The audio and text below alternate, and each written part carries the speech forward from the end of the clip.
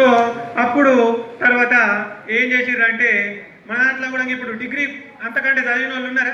Degree పైన చదివిన వాళ్ళు రైట్ ఒకటి, ఇంకా డిగ్రీ పైన.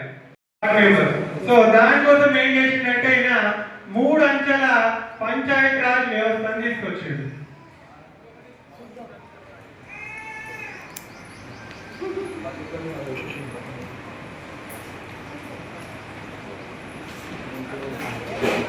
సో 1959లో ఈ బల్వంతరాయ్ మెహతా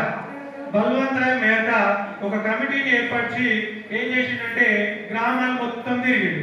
సో మనం ఏదైతే ఈ కమ్యూనిటీ డెవలప్మెంట్ ప్రోగ్రామ్ ఎందుకు ఫెయిల్ అయింది, మనము ఇది ఎంతో ముఖ్యంగా ఎంతో అవసరం కోసము దీన్ని మనము ప్రారంభించినాము, గ్రామాలే అభివృద్ధి చెందాలన్న ఉద్దేశంతో ఇది తీసుకొచ్చినాం. కానీ ఎందుకు ఫెయిల్ అయింది అని ఒక వార్డు మెంబర్లందరికీ శిక్షణా కార్యక్రమాలు తలపెట్టినందున నేడు మన మండలంలో మొదటి విడత శిక్షణా కార్యక్రమాలు ఈ రోజునే ప్రారంభమైనాయి. ఈ శిక్షణా కార్యక్రమానికి మనకు 3 PODలుగా వచ్చినారు.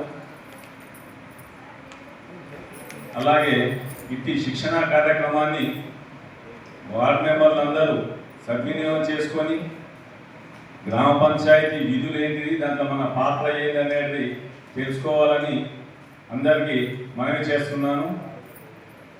ఈ శిక్షణా కార్యక్రమం మీకు ఇప్పుడే కాకుండా ఫ్యూచర్లో కూడా ఎంతో ఉపయోగపడతాయి. ఇప్పుడు వార్డు మెంబర్లు ఉన్నందుకే మీకు ఇస్తున్నారు, వేరే వాళ్ళకి ఇవ్వట్లేదు.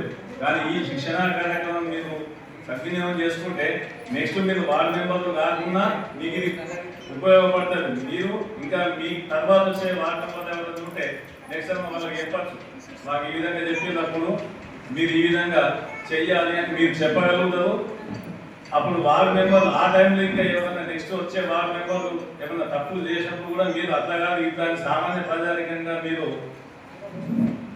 సమావేశాలకు వెళ్ళినప్పుడు కూడా మీరు వాళ్ళ నిలదీయటంకు ఆస్కారం ఉంటుంది. మనకు ఖచ్చితమైన జవాబుదారీతనం పెరుగుతుంది మీరు నిలదీసినప్పుడు. కాబట్టి మీరు ఇట్లాంటి శిక్షణా కార్యక్రమాలు ఎప్పుడు ఇచ్చినా కూడా సద్వినియోగం చేసుకోవాలని కోరుతున్నాను.